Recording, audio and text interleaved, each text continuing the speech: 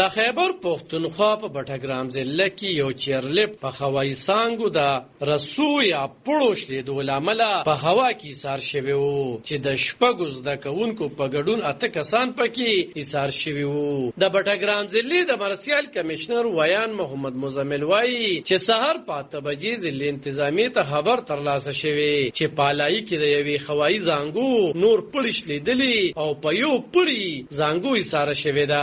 هغه ول چې دوی ته ځای خلکو ویلي چې په زانګو کې ټوله تنه سوار دي، شپږ د سکول ماشومان دي او 2 نور ځای کسانو.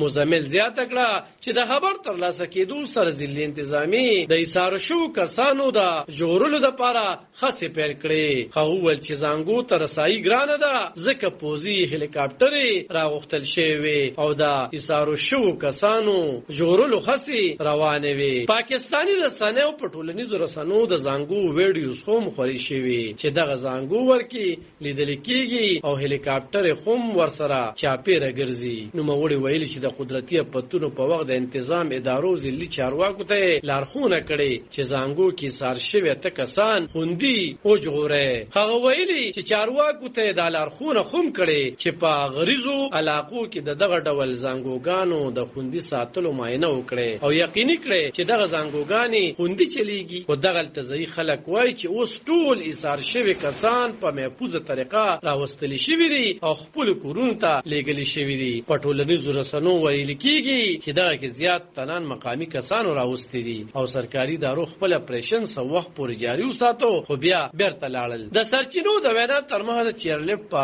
مالک باندې مقدمه هم درج شوې ده او ویل شوی چې چیرلیفټ په لا قانوني توګه جوړ کړي وو. خو عام خلک وایي چې یو حکومت هم د دې جوګه نه دی چې په دغه دریابونو پلونه جوړ کړي او بل کوڅو کې په شخصي توګه جوړ کړي. نو خوي باندې مقدمه درج کول کیږي چې دغه د حکومت په کارکردګۍ سوالیه نه خدا. د بیټاوات انتظامیه وایي چې دوی نور 8 چیرلیفټ هم سل کړي دي کوم چې د حکومت د اجازت نه بغیر جوړ کړي شوی دي. د حکومت په دغه عمل عام ول سخت نیوکه کړي دي او غوښتنه کړي ده چې باید په سمدستي توګه دي په دغه سیندونو پلونه جوړ کړي.